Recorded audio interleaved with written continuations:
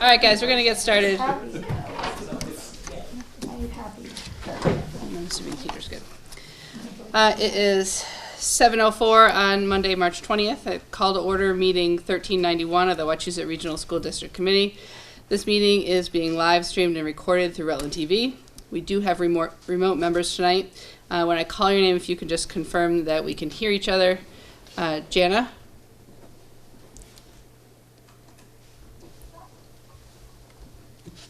Yes, I can hear you. Thank you. Paul? Yep, I can hear you. Scott? Hello. Deidre? Yes, thank you. Brett? Yep, I can hear you. Thank you. Okay, the first item on the agenda is public hearing. I think we have one member signed up. Lori, do you want to go to the podium?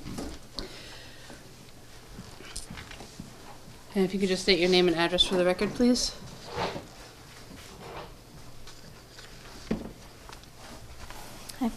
My name is Laurie Becker, 18 Crestview Drive, Rutland. I'm speaking tonight twofold, part as a concerned resident of the town of Rutland and a parent, and part as town clerk of the town of Paxton. It was recently brought to my attention that for the annual town election, that the schools will be open. The schools in Wachusett Regional School District all have the same election day, and that was by design. I don't know what year it was, but it was quite a few years past, that they decided that all the schools in Wachusett would be closed on the same day for Professional Development Day to allow elections to be held while the schools are closed, with the primary focus being the safety of our children. On days of election, there is a lot of traffic, cars coming in and out of parking lots, as well as a large number of voters in the school, people who are not quarried, just entering the school at will. I don't really understand why in today's day and age, when there is an increased amount of school violence, you always hear about the shootings in schools, why now we would be changing that to allow people in the schools. I did see the note that went out from the superintendent that to address this, to have additional police staff on. I just don't know who's paying for that, because I can tell you it's not within my budget for the town of Paxton. I don't know if other towns have more money that I'm not aware of, but a police detail, at least in the town of Paxton, I believe it's $52 an hour. We have to do, and to be open for the entire time of school, it would have to hire an 8-hour shift. So we're talking roughly $400. And you multiply it, I believe there's 6 schools affected, so we're looking at around $2,500. And from what I understand, I know it's not in our budgets for this year because this was, we've always had that the schools closed on that day. And I saw that that's the case for next year as well. And we all know that the budgets for next year are not good.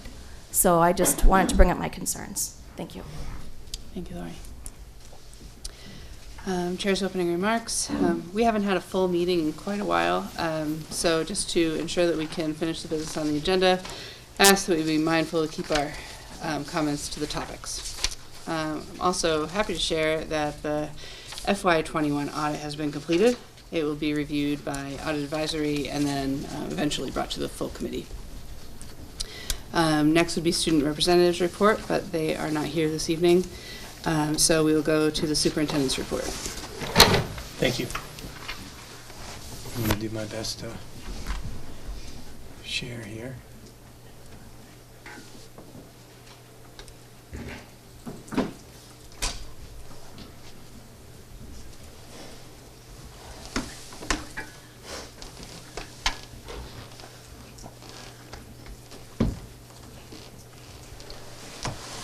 And so March is a very long month, and we're on our way through it. And one of the things that I was nicely reminded of over the last several weeks is how many really great things are happening with our students.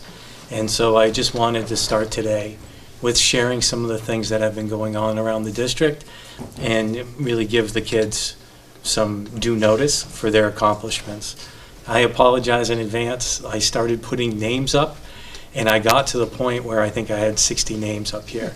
And so I'm not going to be able to read them all. But I do feel like, and I'll find a way to post some of this information, because I think the accomplishments of the students I'm about to talk about are truly noteworthy. And so just first around student excellence, we were able to vet 2 of our students, Anushri and Cody, at the Worcester County Superintendent's Association. There was a luncheon that they had at the College of Holy Cross. And these were for celebrating students who have done very well academically, but then also are involved in activities outside the school. I know Anushi does dance, and Cody, I believe, was our soccer captain and also is involved with strings. So congratulations to both of them. We also recently competed in the DECA state competition. And just to announce some of the students who were awarded things, Jillian Rose was a state champion, Dean Mills and Owen Palmer were both state champions. And then a nice accomplishment, Matt Bruce was the second ever Wachusett representative to be named as a DECA state officer. He was elected to that notice, but as you can see, there are a number of other students who did very well. And we'll get this up on the superintendent's blog, I think, just so we can all give them due notice. In addition to the DECA competition, we had our 68th Annual Science Fair Award recipients, and instead of kind of naming them, I would just point out that I can't pronounce half of the projects that these kids worked on. You know, things like the effective increased CO2 available to Chlorella vulgaris on the yield of algae for biofuel. And so it's really kind of incredible the types of things these kids were involved in studying and presenting to you know, their peers and teachers. And this is just another page of the noteworthy accomplishments for these students. You know, again, the effects of microplastics on the stress response of Daphne and Magna. And so just really nice job. Now, a lot of these students actually went on to another level, and they were part of the regional science fair that took place in Worcester, and 2 of them actually earned 3rd place, Nathaniel and Sasha. They'll be going on, I believe, to the state competition, due to their performance there, and we also had several students who were honorable mentions. So, I wish I hadn't done that. Okay, thanks. But it's not all, you know, it isn't all academics. I just would point out, we were recently lucky to host a central office art show put together by our art teachers, and we had students, I think, K through 12, who showed their art throughout the central office. I can tell you right now, central office is a far more joyous place when we get reminded of this, the work the students are doing everywhere across the district, and it really was exemplary, some of the art they had put together. Also, recently, just to share, our members of the high school music performed in New York City, which is incredible. I do definitely have a new favorite day. That is when we host the Special Olympics. Absolutely incredible day when you look out and not only see the student athletes, but then see student volunteers, all of the staff who accompanied them, and a whole bunch of families in the stands. And so really a great day all around, and so celebrate all those students for their hard work. Also want to mention our girls basketball team. 2nd straight year they were in the Final Four. I was lucky enough to see their game against Springfield Cathedral, and they are absolutely incredible. And that every time they come down, it seems like everybody touches the ball, and it's either a layup or a shot from the outside. I felt like I was watching Hoosiers. You know, they were really, really good. And, you know, too bad that they lost, but I have to say the accomplishments of that team is absolutely incredible. One real nice story is we have a state champion in the state and in the district today. Yasmin McKenzie, who was a co-op player on the Shrewsbury girls hockey team, won a state championship last night at the Boston Garden. She's a sophomore. She scored the winning goal. She scored the second goal. And if you check out the Twitter feed, it's pretty incredible. She gets interviewed at the end, and you know, congratulations to her and all of her hard work, and congratulations to the team. And then lastly, just want to share, we had numerous individuals who participated in the national track championships, boys and girls, and just a couple of the accomplishments that people did. They had they ended up with Dylan Bren ended up with a school record for the 800 and then Ashlyn Witt ran the second fastest time in school history. 4 boys who competed in the 1,600-meter sprint medley ran the fastest time of the season. The girls on the 4x400-meter relay team, and I was going to stay away from names, but I'm going to try to say these right. Naya, Ashlyn, Aya, and Rama ran one of the fastest times in school history and the second fastest time in the state this season, which is really incredible.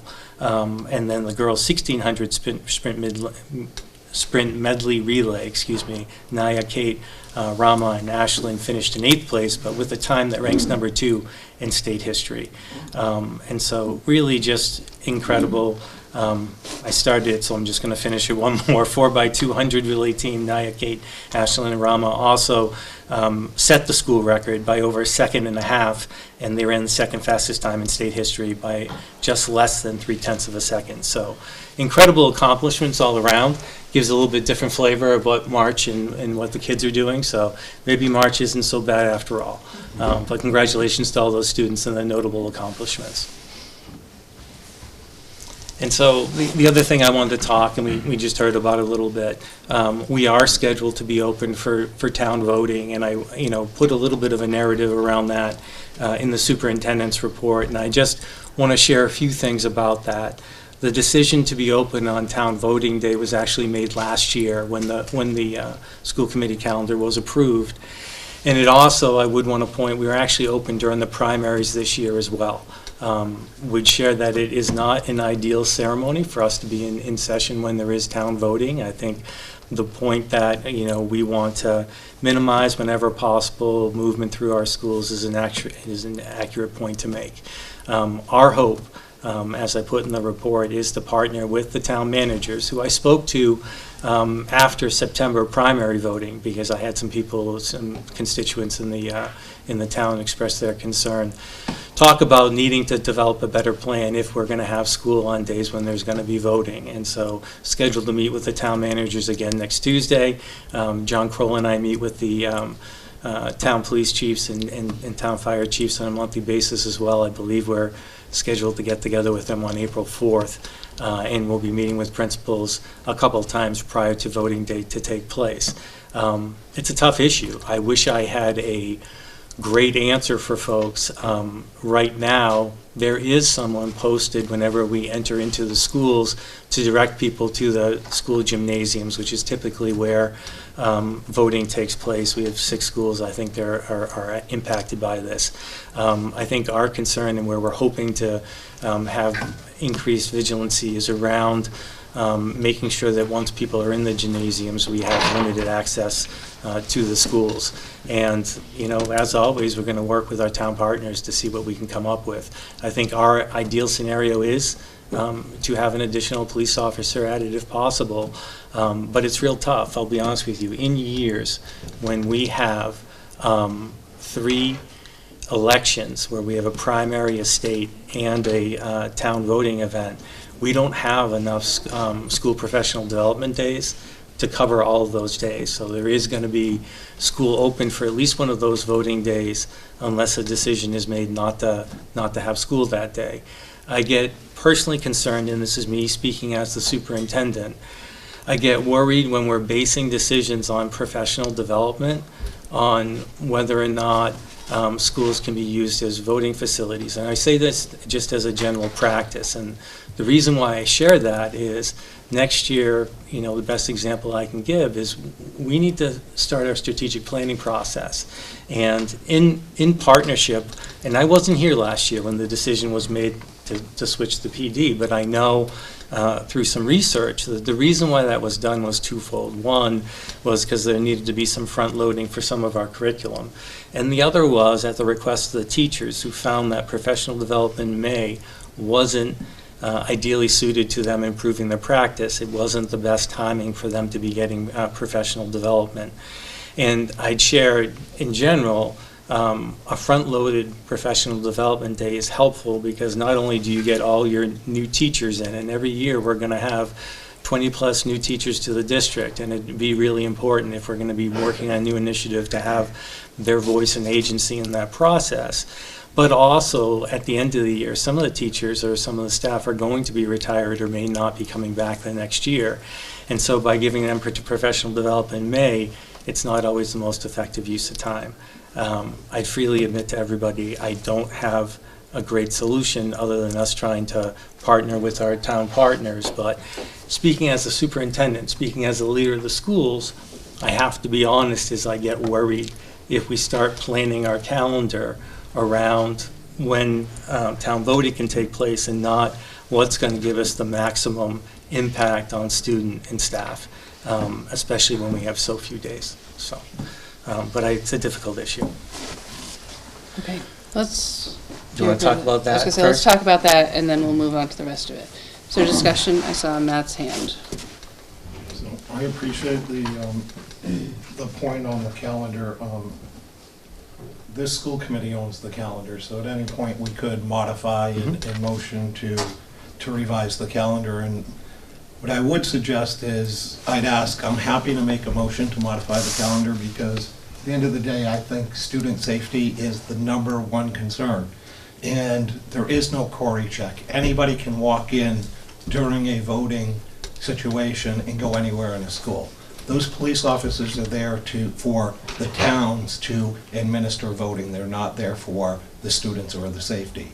So unless we're willing to take a risk for student safety, I cannot support schools to be open without the district supplying and funding police officers and presence. I would encourage the superintendent that there are a number of half-day PD days. You could easily move those days to this day, and you could have school open on a full day on those half days. I understand you will not get credit for a full day because half days do count as that, but I would ask the superintendent to really look at that. I shared with the full committee data, and that data came from all of our town clerks, and the town clerk in Rutland reached out to me. She was surprised. She did not realize that schools would be in session in May. And I understand there are other voting days in November or whatever, but I want to talk about May. May is the annual town election. You have a big district. You have a limited budget. This is not one place. Town clerks have said they don't have other polling options but schools. So I understand that you don't want to disrupt school, but we're talking about one day. We're talking about one day through the course of a year. So I'd kind of, through the chair, ask the superintendent if he would be prepared to come back and offer a calendar that can be modified and voted on that would take into account that day being off. And if that's not an option, I'm happy to make a motion to do that myself. But I'd rather work with the superintendent and have him propose that. So through the chair. Jim, would you like to reply? I think what I'm trying to, when you suggest, what I don't know might be an option is when you talk about a half day, were you proposing to try to move a half day PD to that date or not? What I was saying is that there are other PD days, and if school is not going to be open, you may consider moving PD to that day to accommodate that need if the concern is for students being in school, because that would open up time for students to be in school on the other days. Mm-hmm. Can I misunderstood, so thank you for the clarification. Okay, and I want to clarify as well, because I'm not 100% sure. Did you mean using 2 half days to make up that day? Could be done that way. Wait, that actually can't be done because of I contract, understand that. which That's is what, why I said that's why I'm looking for the half days count clarification. as a full day. You'd have to add another day. That's why I'm asking for creativity. My concern is student safety. It has nothing, we should be able to figure out another day to give students an education. I don't want to be at this table and something happen and then I'll say, why didn't we do something? I'm not gonna have that on my conscience. Yeah, I don't want it on my conscience either. And I think the only thing I'd share with the committee is my goal would be to again revisit this. I brought this up before to both town managers and to the town chiefs. And, you know, the one thing I'll say about the schedule for this year, this has been in effect for over a year now. And I'm sure everyone here knew about it before I did when I came in. And so, you know, the only thing I guess that could happen is we could, if we didn't go to school that day, we could get out on June 26th. I think I would prefer personally, if you're asking me, to try to work with town managers and the town chiefs to say, is there a way we can make this safe? It's not the first time this has happened in district. I would agree 100% it's not best practice, but it's not the only time it's ever happened in the district. And I would like to know from them if they feel like there's a way to get this to be safe. I worry about asking families at this late date to, we'd be getting out right now. I think we're getting out on the 23rd. It would push us to a Monday on the 26th. You know, I guess before I would propose something like that, I'd like to see how I can work with the town managers and the police chiefs to see if we can come up with a way to make this more safe. I don't, unless we're promoting as a committee that we're never going to have school on these 3 voting days, it could have a pretty substantial impact on your school calendar. You know, where we would have, by rights, should have had off the primary date, I think it was September 6th this year. No? We're talking about May. I know you are, but I'm saying if, as a practice, we're not going to have school in session when there are elections, there are effectively 3 dates every year where we'd have to consider that. I appreciate it. So I'm not hearing a yes or no. Are you prepared to make a, because I shared with you feedback from the town clerks, and I'd asked, did you reach out to any of the town clerks since I shared that feedback? Well, no, I haven't, Okay. because I don't, this date has been on the calendar, and it really shouldn't be a surprise to anybody. And I feel like the right course of action would be to work with our police chiefs and town managers and to see if there's a solution we can come up together to make sure that the school is secure and voting can take place if there aren't any other options. Do we have it in our budget to fund police officers that, say, $2,500 to $5,000? I'd have to have the conversation if that's what they were asking us to do. Excuse me, Matt, if you would like to make a motion, you're welcome to. Otherwise, other people have questions as well. I appreciate it. What I'd say is I'm going to follow up with the town clerks, and I'll be prepared to have a motion for the next meeting on this, and I'll follow up directly with the town clerks and have that. Malaya? All right. I actually,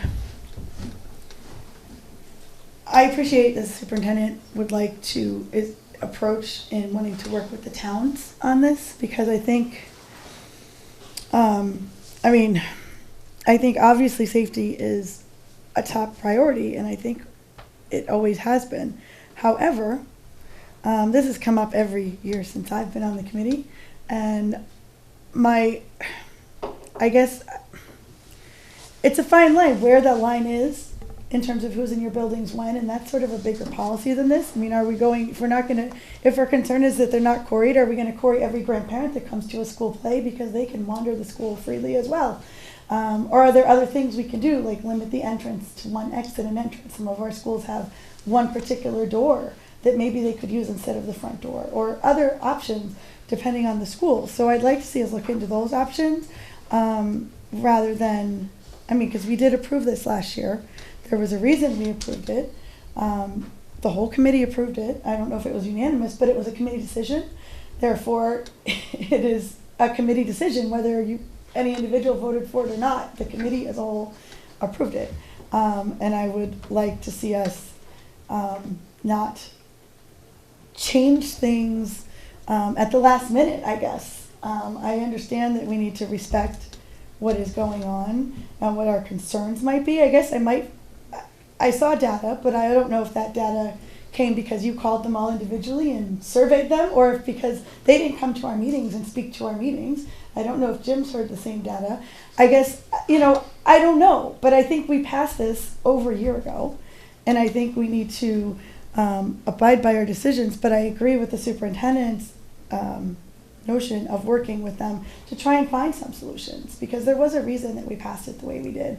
But I also think, if we're going to change it for elections, there's a whole lot of other situations where people are in our buildings for a lot of reasons, and they're not supervised by an individual one-on-one. So I'm not sure it's like, where is the line, I guess, is what I come to. But my bigger concern is it sounds like the superintendent has a plan, and I trust him to work that out in discussions because, this body passed this last year as a body. And I see you rolling your eyes. I'm not really sure why. Malaya, please don't address other members. Okay, well, I would appreciate if members would not roll their eyes while I'm making a comment. Because we were all at this table when we voted on this last year. And I don't know if it was unanimous, but it passed by at least a majority vote of the body, which means the body agreed. So I appreciate it. Thank Carl, you. did you have your hand up? I did. Okay. So I will make a motion to amend the current year calendar only to make town election day another school day, thereby adding one more. Second. Okay, I don't believe that motion is a proper motion right now because I read through the contract of the WREA. I did not read the other unions, but I did read the WREA contract. And it says that when administration presents the calendar, they have to first present it to the WREA to go over it before it's brought to school committee for approval. So it's my understanding that we can't just make unilateral changes after the fact without bringing them forth. That being said, I would suggest maybe that your motion becomes a motion to require administration to bring the calendar to the WREA for reconsideration. Point of order. Yes. The WREA is a collectively bargained unit.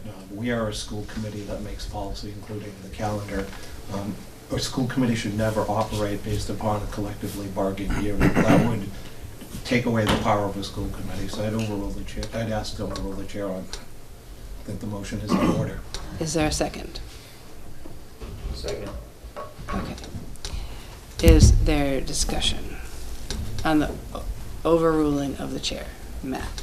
I appreciate the ask to go to the collectively bargained unit, but they don't have precedent on a motion. That would be something that you take to them afterwards and you say, this has changed, and can we modify the agreement? Kamara? Okay, so I don't disagree with the discourse that we're having here, so I do have one question. The motion that, to overrule the chair to go to WRA, feasibly, if I called all the important people into the room at the exact moment and called an emergency huddle with them or, a meeting with them, how quickly could we let the WREA know so that it would be brought to their attention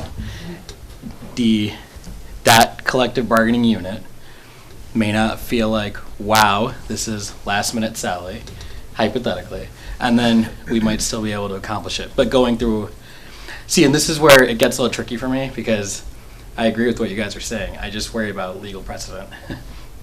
And that's a very gray area that our in-house counsel isn't here for today. But that was my only, if it were hypothetically to happen,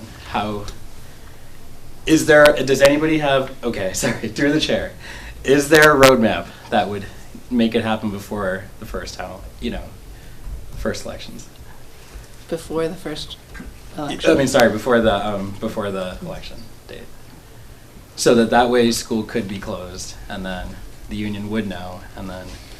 Well, theoretically, our next meeting is April 3rd, so I would assume that administration could reach out to WREA tomorrow and have an answer before our next meeting, which would be April 3rd. Okay. Just 2 cents on that, but yeah. Okay. I have Lauren and then Linda. So I feel like I understand Member Lavoie's concern about maybe the WREA seeming to overrule the school committee, but I feel that it's a courtesy that was put into the contract because they are our, largest unit of the people who work with our students the most and understand the kind of educational schedule and what might disrupt their learning. So I feel like I would hope, I don't necessarily support overruling the chair because I would hope we would, considering that we are also in negotiations at this time, to extend the courtesy to the union and hope that courtesy could be extended to them to have Dr. Riley discuss this with them before their next meeting, and then to go back to Member Lavoie's idea of bringing the motion to the next meeting. That would be, that would be my biggest hope of what would happen tonight. Linda? Can I borrow the record? Oh, yes, that's right, thank you.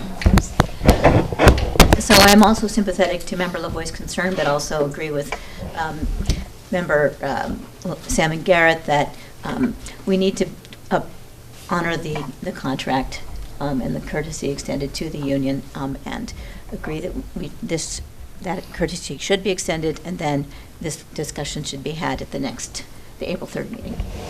Matt and then Carl? Just a point of information. You cited their contract requires the calendar to be approved. Does that citing talk anything about modifying a calendar? No, it says that the calendar will, and I'm sorry, I don't have it in front of me, the calendar will go from administration to the WRAA before it is brought to the school committee for approval. Okay, so point of information, we've had other motions in the past year where we've had motions to modify an existing contract, correct? To modify a contract. I mean a calendar. We've had a motion that I believe Member Kaminsky brought to the school committee to modify a calendar.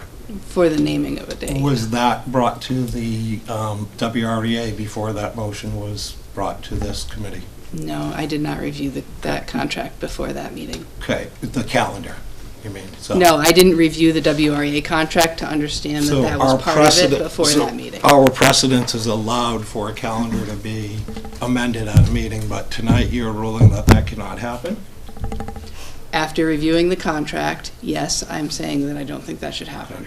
I would, and I'm just going to make a point here, I would ask that the chair certainly take a look at what the role of a school committee is, because I don't believe a collectively bargained agreement can overrule a body. And I'm going to challenge the chair. It doesn't sound like that's going to be a big thing, but this is something that I'm going to ask for, perhaps, to bring this up under new business next meeting about the behavior of the chair not following parliamentary procedure. Carl? I mean, I was just going to add that, I mean, certainly a lot of the other members have talked about courtesy to the union and giving them an opportunity as well. The flip side, of course, is that if we were to decide that, okay, this is in order and we could proceed to a vote, and if we were then to vote, the teachers would know tonight that the calendar has been changed. Correct. Giving them 2 weeks more notice than if it were to happen at the next meeting. So that is the other side of kind of, they'd have more advance notice of their calendar being changed as opposed to waiting to a later date. So I just at least wanted to highlight that with regards to kind of giving the union an opportunity or kind of advance notice. It does cut both ways because they get notice, but then they don't actually find out until 2 weeks later, which is a shorter time to make their adjustments. Is there anyone else? Okay. Come on. I'm going to do my very best not to deviate too far from this topic at hand for just one moment. To Member Otmar's point that he just made. What possibly would that signify for parents who had to suddenly figure out what to do on that day, if it's a no school day? I'm not sure I understand your question. Well, so it would be schools closed that day, right? Correct. If we're all to go through. How is administration, do you guys have an answer for that? I don't. Okay. There's something I just thought in my head, but yeah. Just one question for public record. So are you thinking that we are in breach of a contract by bringing this to motion? I do. Okay, so I would ask to have that reviewed by legal as well. Spend some money on ignorance. That's not appreciated. Point of order. I would appreciate it if members would refrain from insulting comments targeted to other members, including the chair. Okay, Carl. Quick question. Would it be appropriate to recess for 5 minutes to give Attorney Bartulis a phone call? We are currently, I can try, sure. Recess for 5 minutes. Okay, and we're back into session. After speaking with Attorney Bartulis, he said that based on the contract language, the district has bound itself to give an opportunity for input to the WREA, that the recourse that would come if we did vote tonight would be in the form of a grievance, that if they were to prevail, we could be required to change the calendar back, unless it was, of course, after the fact, in which case, you cannot unring a bell, in Joe's words.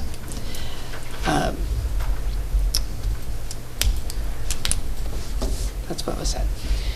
Okay, based on that, let's take a roll call vote on the challenge of the chair. Start with you, Andrew.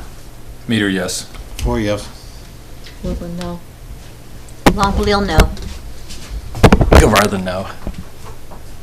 Thought no. Gustafson, no. Sam and Garrett, no. Jana? Brennan, no. Sorry, Paul. Dubois, no. Deirdre? Shapiro, no. Scott? Runstrom, no. It's hard to see them. Yeah. Did we miss? No, is that Brett? Oh, there's Brett. Okay. Yep. Oh, there you are. Beardmore, no. And Jean. Is Jean on the call? Is Jean there?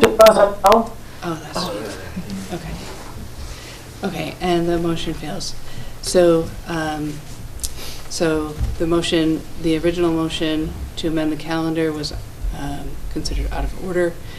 And again, I will reiterate that if someone would like to make a motion to bring, to ask the administration to bring the matter to the WREA, that would be a motion that is in order right now.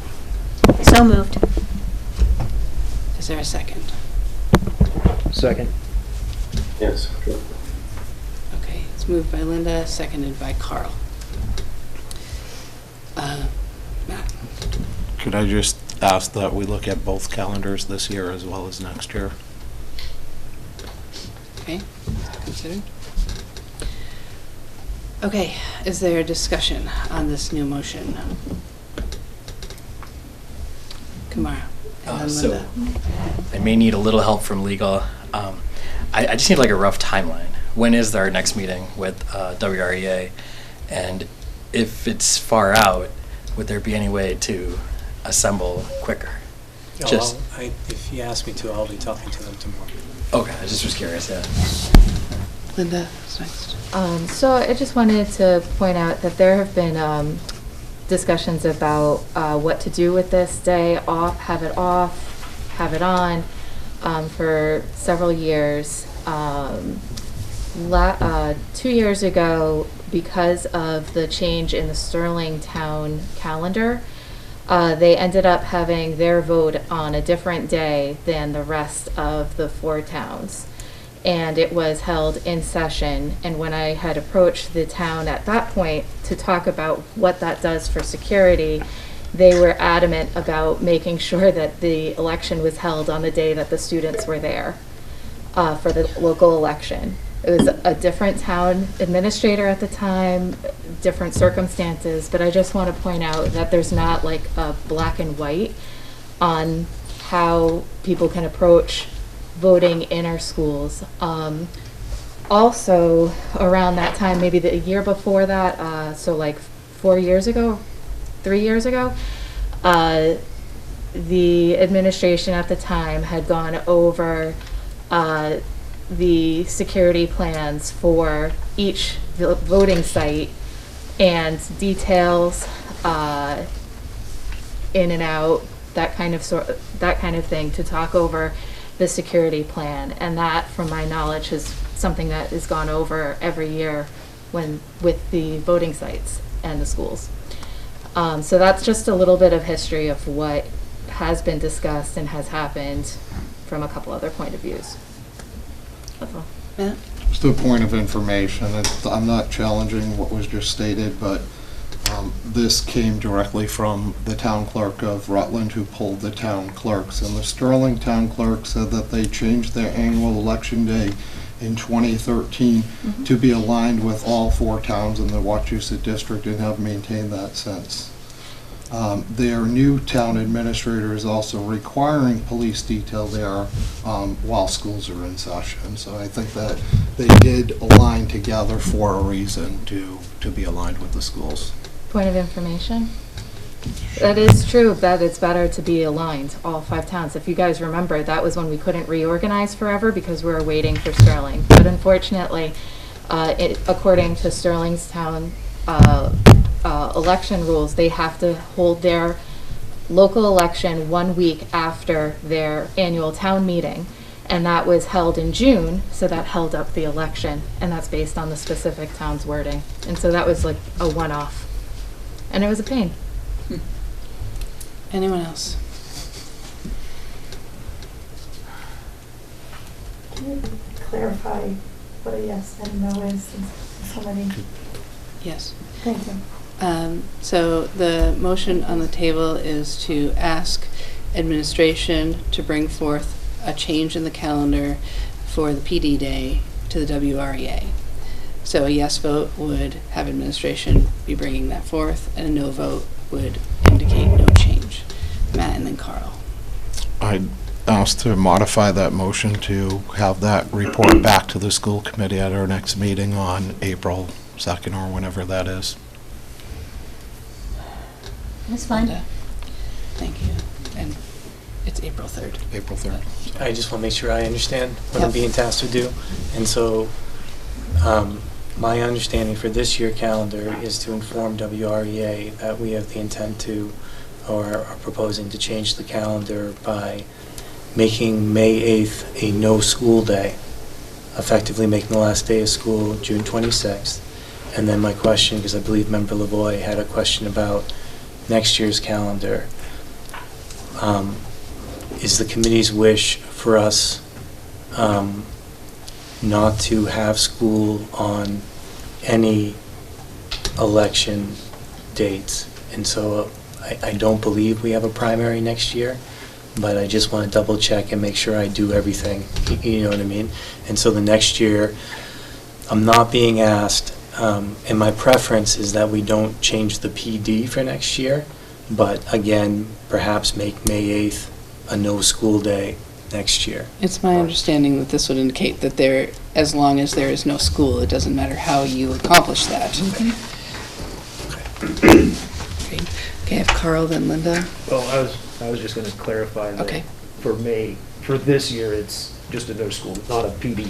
Like, there's not a requirement to try and have We have no more PD Yeah, days. there are no PD days There are no left. PD days So- left this year. Right. That's partly what's difficult about this. Linda. So I have a question about, at our last meeting when we voted to approve the calendar, we specifically talked about the election day being in session, and we voted to approve that. So how, is this in order at this point? Wouldn't that be a vote to reconsider the calendar, or is this different because it's asking for the administration to go to the WREA? It is different. Okay, thank you. Malaya? I was gonna say something along those lines, but, I guess that's kind of where my brain is going, because we voted on this. We voted on this last year, we voted on this last week, and I just, this is my opinion. I personally don't like the, I guess the precedent that's setting about just, there is listening to people, but I don't know why we didn't hear about this last week when this calendar was public knowledge and then brought to our attention, and we voted on it last week. We had no one come and speak about it last week. We had no one email us about it last week. I just don't understand. I mean, we can't change what the public does, but I just don't really understand the timing of this. And I think if we make a decision over a year ago, unless there is a major change in circumstances, that we owe it to our community to stick by that, because people plan vacations, they plan, the childcare. There's a lot of things that people plan, and I trust our superintendent to work with our town managers and figure out solutions. I am also concerned about the president of Business. We will never have elections, or school on election days. There's special elections all the time in our towns, and that could be a very slippery slope. So I really, I have concerns about some of the precedents that this might set, honestly. It's about precedents that this might be setting in terms of how we're going about our business and standing by the decisions of a body rather than, one or two people disagreeing. That does not mean I don't respect all the opinions in the room. It just means I have concerns that when we had this, why didn't this come up last week or the week before when we had the calendar in front of us? So. In terms of your No, question. I don't need an answer. Point of That's my information. concern. Okay. I would like to reply to Malaya, and then I'll Yeah. take your point of information. Thank you. As far as it being in order, Malaya, we can, according to Robert's rules, have a motion to amend something previously adopted. Yes. And that is where this would fall. So, I understood that's- that when you explained that to Linda. I'm just saying, for the sake of the discussion, I wasn't questioning the procedure of that, I was questioning the precedent that it sets, and why these concerns showed up after we approved the calendar instead of before when it was on a public agenda last week. And this year's May has been on the calendar since last year when we passed the calendar last April, over a year. And we've discussed it, as I said, just about every year I've been on the committee. So I guess it just something feels strange about having this discussion just a week after we approved the calendar, and the timing of why this is coming to us now and didn't come to us even 6 or 8 months ago. So, Okay. Matt, your point of Just a information. point of information, I brought this to the attention of the chair on Tuesday, March 14th, when it was brought to my attention by the town clerk in the town of Rutland. I cannot speak as to why they brought it to our attention on the 14th, but that's what I it was. understand. Okay, thank you. Okay, we have Scott, and then Jean, and then Jana. Thank you. I take seriously the safety concerns that have been raised, and I think when we get new information, it's our responsibility to consider that and reconsider some of our earlier decisions. But I also think Malia just made a pretty good point in that I don't think there's any way that we can guarantee that school will never be open on an election day. As Malia said, there's special elections that happen for Prop 2.5 overrides and things just sort of randomly that are called just a few weeks beforehand. And we just can't close school in those situations. So I think if we're really worried about the safety concerns, we need a broader safety review to figure out how we can have elections safely when the schools are open. So, I'm willing to think about changing the calendar in this instance, but I really think we need a broader review of how we can, going forward, have schools safely when there is an election happening. Thank you. Okay, Jean? Yeah, so I'm kind of wondering if, I know that a lot of schools, like, they have the 5 snow days tacked on the end, and that there's like a state, like, this is the end of school in the state. So I was kind of wondering where this falls into play with all that scenario. I don't believe that would come into play unless we had to extend past June 30th. Jana? So I just wanted to make clear, is the motion to change to no school for this May, and then also to look at it and to close for next year? Because I don't know, I personally would want that to be 2 separate motions, because I don't know that I would vote for the same on both, if that makes sense. So you're asking to make a motion to split the question? Yes. Okay. Is there Matt, you're looking at me like there's a problem. Point of information. Yeah, I think it's just clarification in terms of bringing it to the union for review as opposed to us voting on it. Can you clarify, Jana, what you're asking? Yeah, I just want to make sure that if we vote on it, that it's 2 separate motions, if that makes sense. I think she thinks we're voting on it. So we're... No, I know that we're not voting today. I just want to make sure that when he talks to them, that it could be two separate issues and not like it's all one or the other. That's all. Okay, thank you. That's clear. Thank you. Is there anyone else?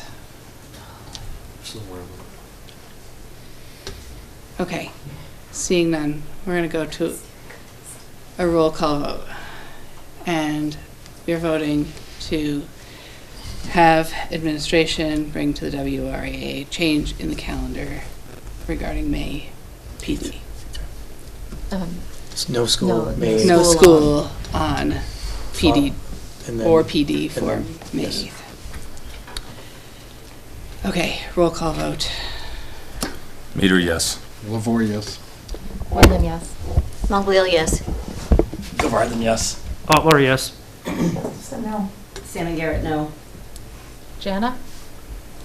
Brennan, yes. Brett? Beardmore, yes. Paul? Dubois, no. Deirdre? Shapiro, yes. Scott? Runstrom, yes. Jean?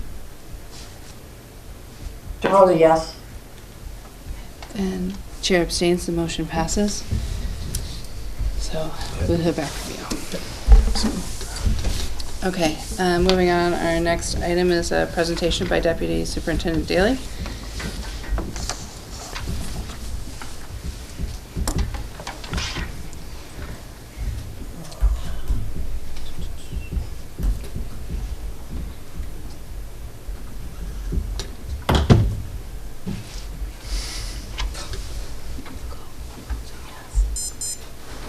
There it is. I could share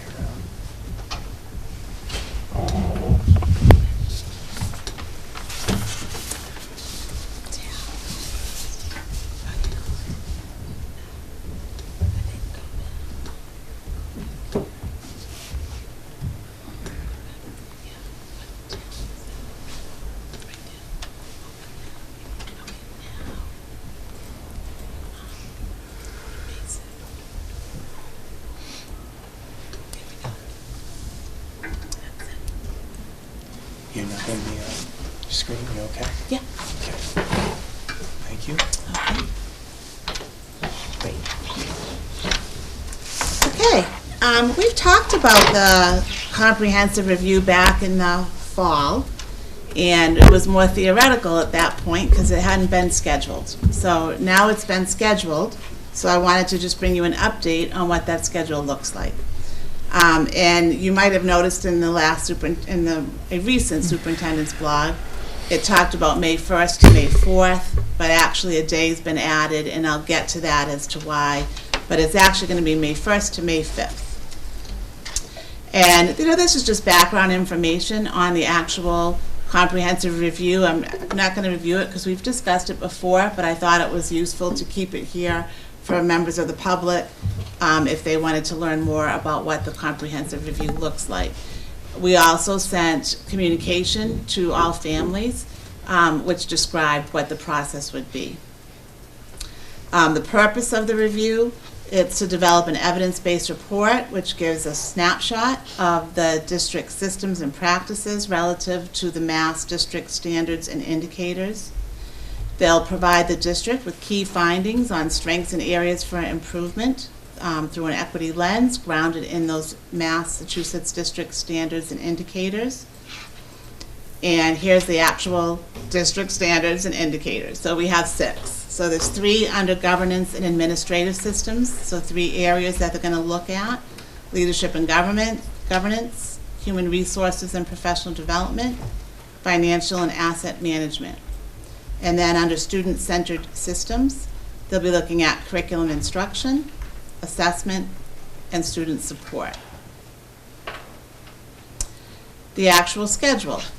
So it's essentially, the visit is made up of interview and focus groups, instructional observations, so going into the classrooms and into the schools and observing classes, and then looking at documents. So many of the documents they get right off of the Department of Ed website, but many we also have to provide. So, for example, I'm in the process of collecting information related to school maps just on a basic level. So when they come to visit each of the schools, they'll be able to navigate and get to the classrooms to do the site visit. School schedules, information such as school improvement plans for each of our schools that are all posted on our website. But downloading that information and submitting that to the Department of Ed to review prior to the visit. And then, as I mentioned, one big part of this visit is going to be interviews and focus groups. And I talk about this first because this affects the public. Those interviews and focus groups, they take about an hour, up to an hour. They have a protocol where they have the questions set ahead of time. And they take the data from those and they review it, analyze it, and triangulate it. And why it's so important to the public is we actually have 2 open family focus groups sessions. We actually had 1 to begin with, but we had such great participation already from families in our district that we added a second evening. So you'll see there's one on May 1st and there's one on May 3rd. And families can still register if they would like to attend one of these. You don't need to attend both, they're the same thing, just repeated. So you only need to register for one, but you do have to register ahead of time to be able to get the link to attend. And this is all with Department of Ed, quite honestly. Like, this registration has nothing to do with the district. You'll be registering with AIR, who's contracting with DOE or Department of Ed to come and do these focus groups. Is that clear? Any questions on that? Oh, both of those evenings are from 6 to 7 p.m. and both of them are virtual. And again, you just have to register ahead of time if you'd like to attend. So we'd love for more to sign up. And then for our classroom visits, just basic information about what they're going to be doing. They're going to be in each classroom for about 20 minutes. So if your child comes home and they tell you whether it's, team of 2 or 3 folks were in my class today, you'll understand why. It's part of this review. And they're going to, again, aggregate the results. Nothing will be identified to an individual teacher or school in terms of the data that they report out on. And this is the schedule for each day. So for Monday, May 1st, we have a lot of interviews scheduled at central office for the superintendent, for example, for district staff, for the WREA. That evening is that virtual family focus group. And during that day, there'll also be classroom observations at Mount View, Paxton, and Thomas Prince. On Tuesday, we have some virtual focus groups occurring during the school day with some middle school students. Every student that participates, we will have a completed permission slip on file for them to be able to participate. So their parents will know ahead of time whether or not they've been asked to come and be part of this focus group. And the parents will be able to say yes or no. We will allow for that to happen. Same with the middle school teachers. And in the evening, this will actually be a selected family focus group. And what we've done is I've asked each school to invite a parent, that represents their school, either on the school improvement team or the PTO.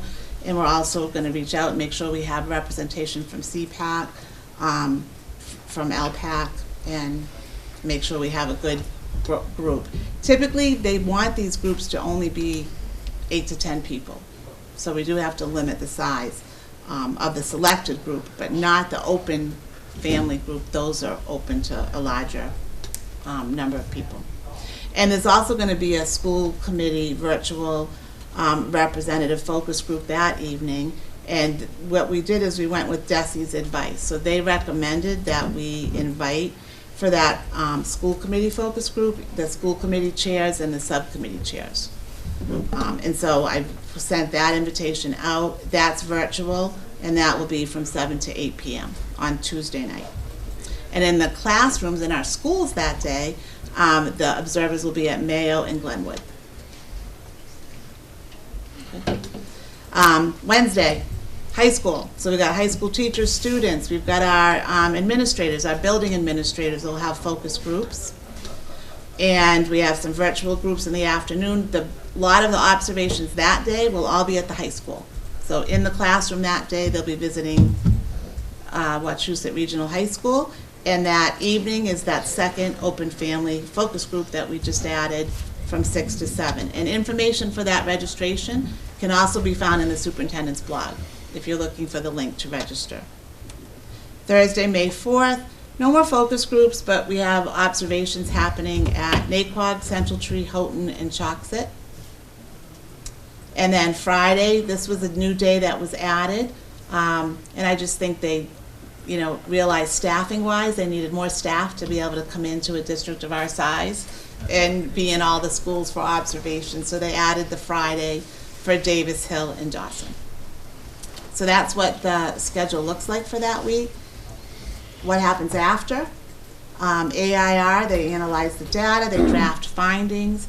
They will provide the district with, after DESE also works with them, on a draft document, which will be sent to the district only really for factual corrections. And then they'll publish the report on their website.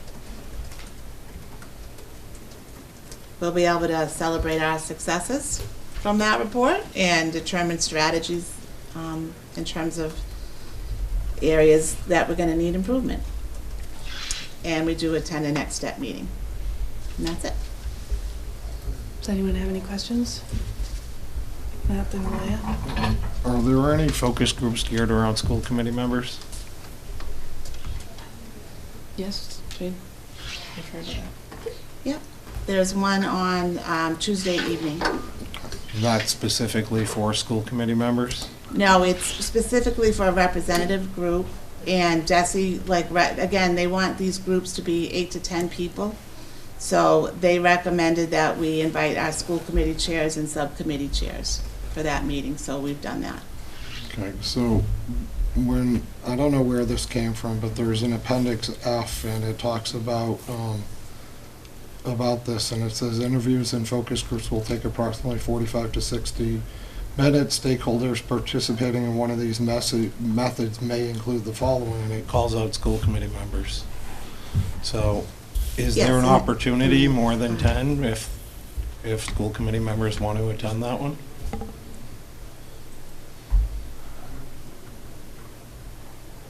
But I'm going on what they recommended. They recommended, again, they're asking that all the focus groups, and you'll see that with our teachers, with our students, 8 to 10 is what they want in terms of the focus groups for the number of people. Okay. So how would I go about signing up for a school committee one? I haven't seen a link for one. There isn't one, because again, they have asked for a representative group. They recommended to us that it should, they gave us actual names. They did the research and looked at our website, looked at our school committee folks, and said, these are the people we recommend you invite. We think that was a good recommendation. So they suggest who would go from school committee? They did.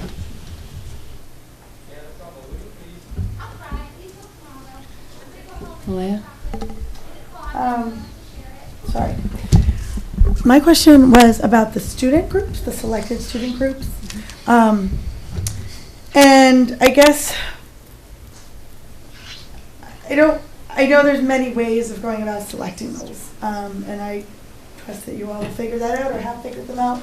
But my concern is that just as they're talking to staff of a lot of different types of staff and support staff and staff from special education as well as regular, traditional classroom teachers and administrators, that our student groups also an effort be made to make sure those are inclusive and not just our highest achievers, like the kids that are going to the science fair and the DECA and in 10 different things, but also include a variety of our students' experiences.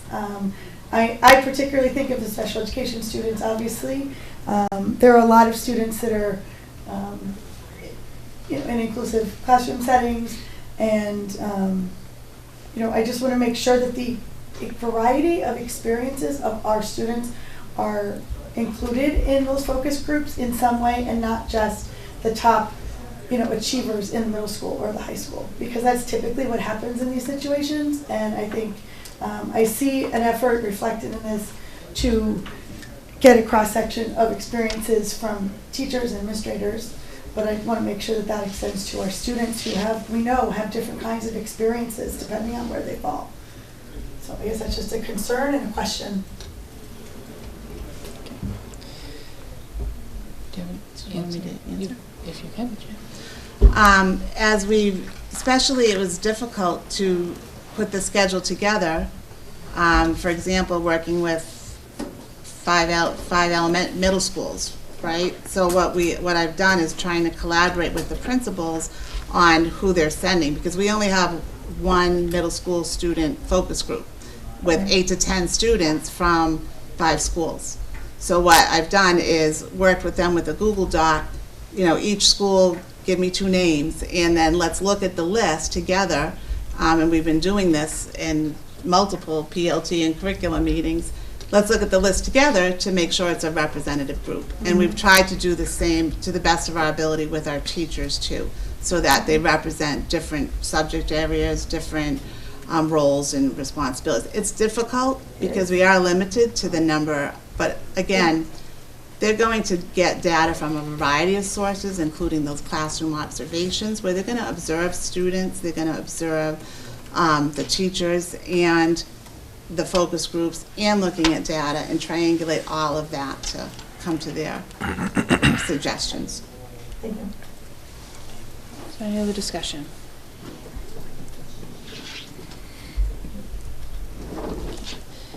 Is there anyone online who has a question? It's hard to see if there's any hands.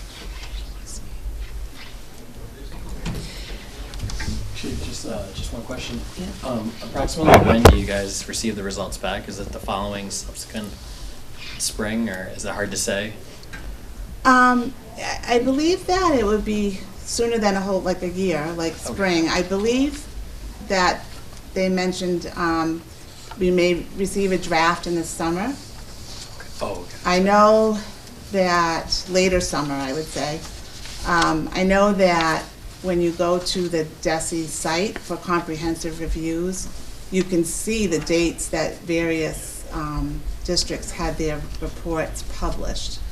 I think that getting the draft obviously is much quicker than getting the final report. But I think there is a lag there. Okay. Sounds good. Okay. Anyone else? Seeing none, we'll move on. Recommendations requiring action by the school committee. I would accept a motion to amend policy P4610, policy relating to budget and finance, bank account maintenance, second reading, waiving the reading. So moved. Second. Moved by Malaya and seconded by Linda. Is there any discussion? Seeing none, we'll go to a roll call vote. Andrew? Meter, yes. Lavoy, yes. Woodland, yes. Conkleal, yes. Goodwarden, yes. Murray, yes. Gustafson, yes. Sam Garrett, yes. Jana? Brett? Brett? Beardmore, yes. Deirdre? Shapiro, yes. Scott? Renstrom, yes. Paul? Dubois, yes. Jean? DeRosa, yes. Chair abstains and the motion passes. Okay. We do not have any unfinished business. Tonight's consent agenda includes the approval of the following 5 items. 1, regular meeting minutes of February 13th, 2023. 2, the executive session minutes of February 13th, 2023. 3, special meeting minutes of Monday, March 6th, 2023. Number 4, the special meeting minutes of Thursday, March 9th, 2023. And 5, the executive session minutes of Thursday, March 9th, 2023.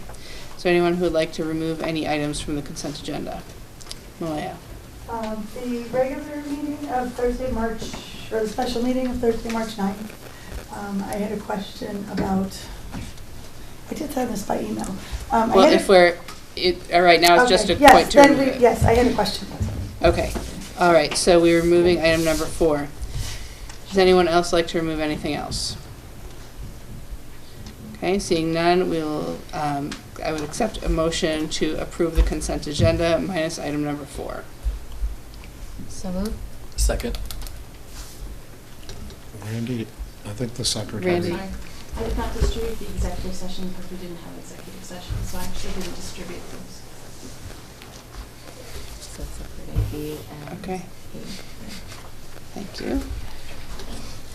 Because I figured you would have time in executive session to talk about it. Okay. All right, so we would vote on the consent agenda with items 1 through 3. And we'll go to a roll call vote. Andrew. Meter, yes. LaVoy, yes. Woodland, yes?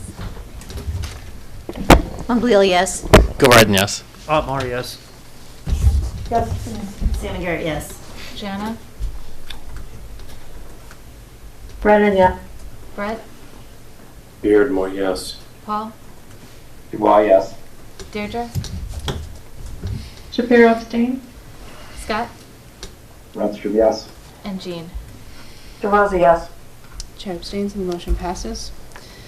Malaya, what So, did you want to talk about for the special meeting if- minutes? I didn't go back and watch it to get the exact phrasing, but I had raised a point during the discussion about not rubber stamping things that was not included, and I know several people had agreed with it, and so, and I heard feedback about it after the meeting, so I felt it was important that it be included. It was not included in the discussion points. But I don't know the exact language. I did not go back and rewatch it, so I'm happy to do that if that would be helpful. I was just making sure that everything that I had recalled from the discussion, it wouldn't matter if it was my point or someone else's, it just wasn't reflected. Okay. Randy, can you take a look at that? Oh, sure. Bring it forth to our next meeting. Thank you. Thank you. Okay, the next item is the treasurer's report financial statements. Any questions can go to Michelle. For committee reports, management subcommittee hasn't met since our last meeting, but we'll be meeting in April to go through the master calendar so that we can pass that on to the next iteration of our committee in May. Education? So, Education Subcommittee met tonight prior to this meeting, and we had an excellent presentation from Deputy Superintendent Daly, giving us a progress update on, as required by the Student Opportunity Amendment Act. We had a very robust discussion of the data and of plans for moving forward. Business and finance? Well, it's been a while, but most of our business recently has been conveyed in the budget process, so I'm not going to go through each of those meetings. We did have a meeting today at noon. Thank you all for giving up your lunch breaks. And we discussed the treasurer position and how we plan to move forward in that regard. We will have another meeting as soon as we're able to coordinate some interviews for that process. I am also planning another regular meeting for regular business at some point in the next couple of weeks, but the timing of that is very challenging, as you can imagine, because there are a lot of meetings with the towns that the administration has for the business season, the budget season, and so our scheduling is a little bit challenging. So it might be, I'm hoping it can be before, I would love it to be before April 3rd, but I don't think that's going to be possible. So I will keep you all updated. We do have a lot of end of year things that we have to review. When we have the audit report, we usually review those before it comes to the full committee. There's a lot of year-end things to wrap up. So I will keep you all apprised. And yeah, I'm trying to get to as many as the budget meetings as I can, although I'm going to be out of town next week, so I will miss a lot of them unless they're virtual. But hopefully they are amenable to our budget and they go well. So I will thank administration and my committee for all of your efforts in getting us this far and in the weeks to come. Do you have a question about business and finance, Matt? I do. It's just through the chair.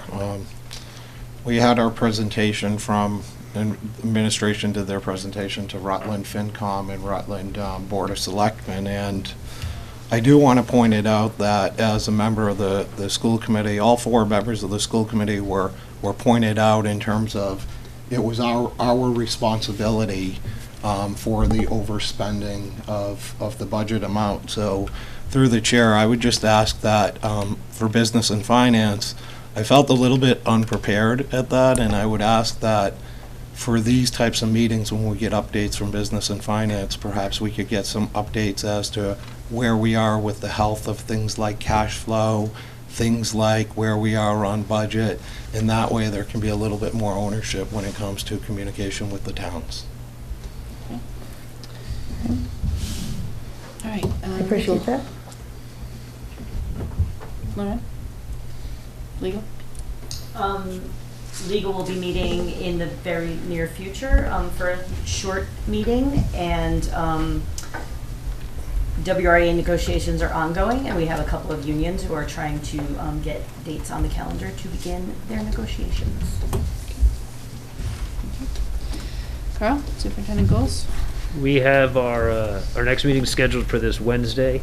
We're going to briefly review with the superintendent kind of feedback that he's received, as well as to kind of lay out the timeline for kind of the rest of the evaluation cycle, like everything that needs to happen in April, so that come our meeting at the end of April, as a committee, we can vote on his evaluation. So we'll kind of step things back from there to make sure that he gets everything out and as such. Sounds good. Linda, facilities? So facilities has met a couple times since our last meeting, and I'm going to start off with a motion to approve draft policy 7126, policy relating to support operations, security cameras in schools, first reading, waiving the first reading. Waiving the reading. Second. So we took this policy from MASC's policy book because of the capital requests that are going to the towns regarding security systems and cameras. We considered the capabilities of the district and the rights of students and staff when we looked at this policy. We also had our district attorney review it and took changes accordingly. And these are to make sure that the recordings are within MGL, that there are appropriate checks and balances between buildings and superintendent, and notification for students, staff, and parents and guardians. There will be some updates that will need to happen to signage and notices with this policy that the administrations has already begun to enact, and then this will help the district be ready for when the capital projects on security systems and cameras are completed, assuming they go through come town meetings. Other questions? Matt? So in the policy, it says students or staff identified on security cameras as being in violation of school committee policies or the school handbook may be subject to disciplinary action. Pretty loose when we talk about school policies. Is that a question? It's a statement on it that we have a lot of policies, and our policies, some of them have not been reviewed in 5, 10, 15 years, and I just have a concern that it's such a broad statement that it just says school policies. So that was actually, if I may, yeah. So that was something that we discussed in the subcommittee meeting as having may in there as giving a good amount of common sense for how to approach different circumstances to make sure that that things would work the way that they should in given a circumstance. So it's a follow-up question. Who's responsible for disciplinary action for something observed on a camera? So that would go through the buildings, right? Oh, sorry. Yeah, typically, I would say it's something that I wouldn't anticipate people being looking at video, trying to identify things unless there was a reported incident, in which case they may use the video to try to identify if something happened, when it happened, and what happened. I would think it'd be, really only clear things that violate the conduct code and would be dealt with just as if they had been observed firsthand. Just an additional piece of evidence to make sure something had happened. So it's an incident response system rather than a Big Brother watching system. Yes, absolutely. Appreciate it. Anyone else? Okay, seeing none, we'll go to a vote. Andrew? Mater, yes. Lavoy, yes. Woodland, yes. Montpelier, yes. Gavarden, yes. Moore, yes. Gustafson, yes. Sam Garrett, yes. Jana? Brennan, yes. Brett? Beardmore, yes. Paul? Dubois, yes. Scott? Lindstrom, yes. Deirdre? Shapiro, yes. Jean? DeRosa, yes. Chair abstains and the motion passes. I have more. Yes. That's okay. Go ahead. So we, in facilities and security, we also talked about the security grant that administration had presented about as part of the budget presentation. We had looked at a lot of ways of how we're approaching the towns with these capital requests and how the district can work with the towns to make it as helpful as possible and help the towns along with these projects. We received an update from Director Kroll on Alice and other security aspects about establishing safety committees at buildings, working through trainings, and found an opportunity with the DHS, Department of Homeland Security, to work out site assessments.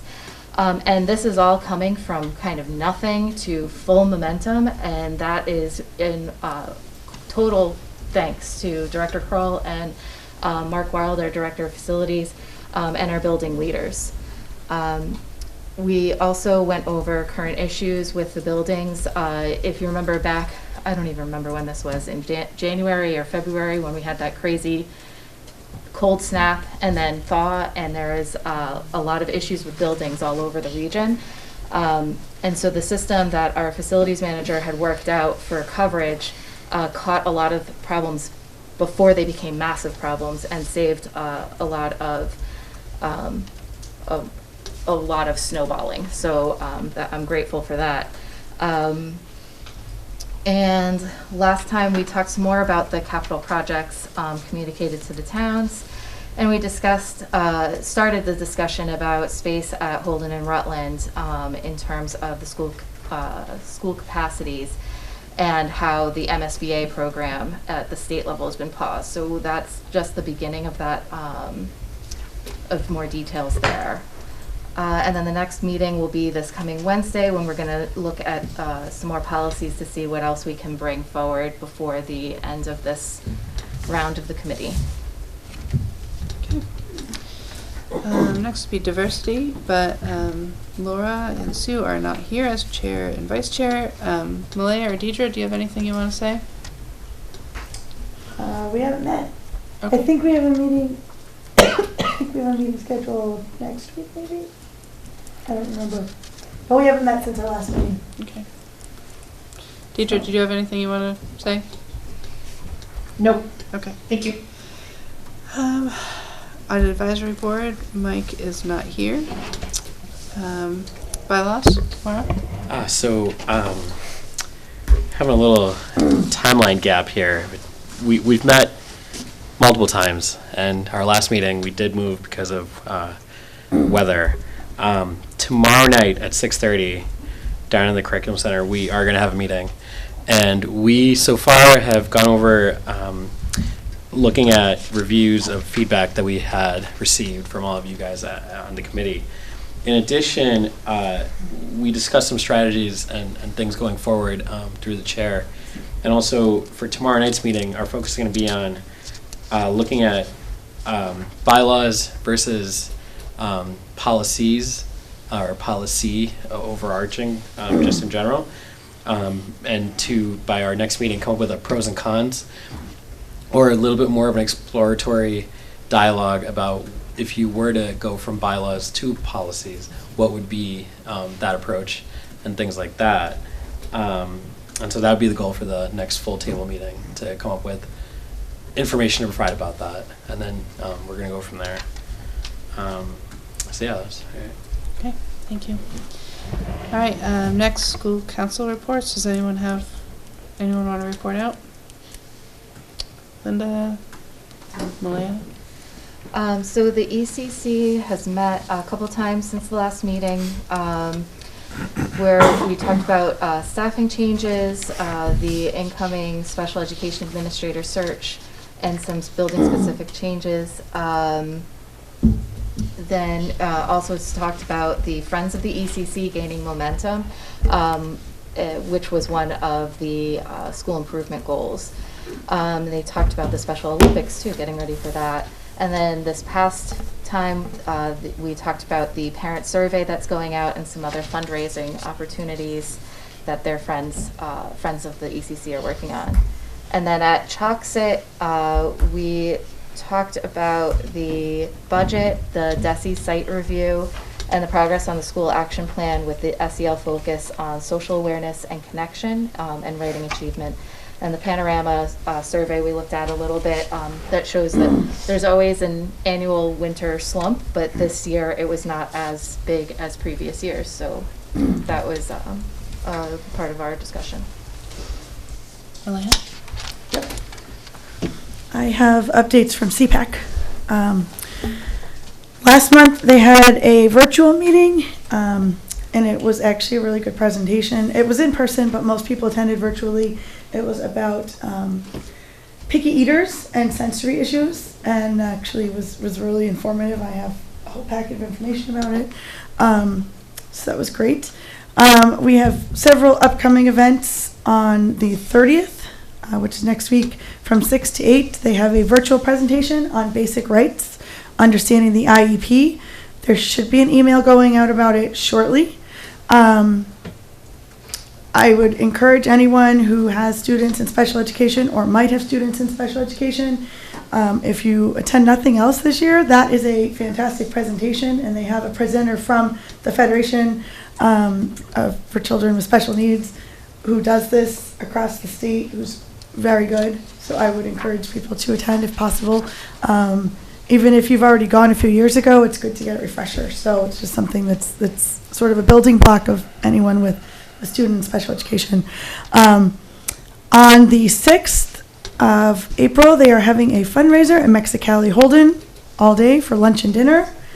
So if you feel like celebrating anything that day, please do so, and CPAC will benefit.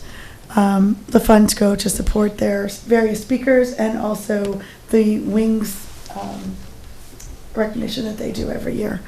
On April 11th at 6:30, they have a virtual presentation on the importance of educational inclusion with an advocate named Jordan Zimmerman. Some of you might recall when they spoke to us last, they had a little snippet of her video speaking to us, and they were able to collaborate with the Tri-Town CPAC, which is another one in the state, to bring her to us virtually.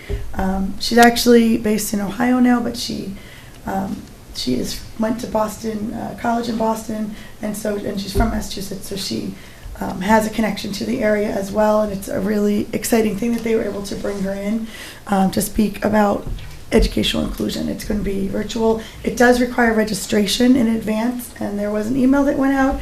There should be information on our website at some point, and they do have information on their Facebook page. The other thing that they did not mention, but I did want to mention, is that they currently have nominations open for the Wind Beneath Your Wings ceremony. I forgot to bring the date of that with me, but the nominations are open now, and I believe each family is allowed to nominate up to 2 people. There is information on that also on their website, and families in special education who are on receiving those services should have gotten an email in the past couple weeks about that as well. So if you did not, please reach out to CPAC. You can reach out to me. I can send you information, and I expect it will be, some of the principals put it in their newsletters, so hopefully we can continue to encourage that as well.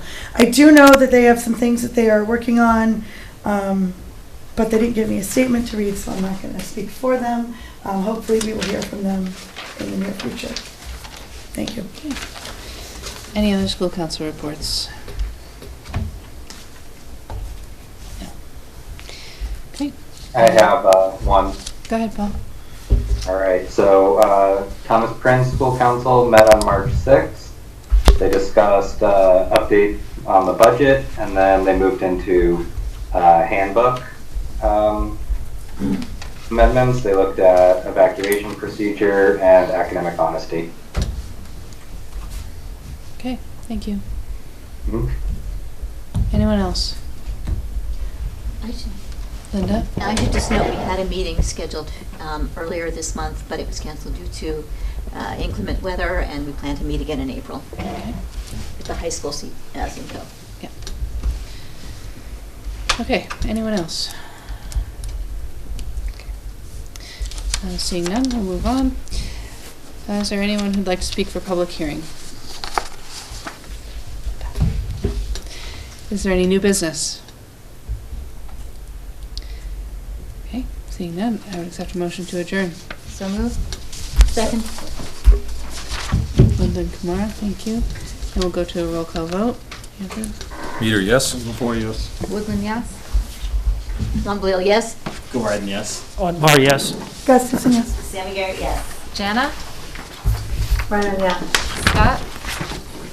Lindstrom, yes. Deirdre? Shapiro, yes. Brett? Beardmore, yes. Paul?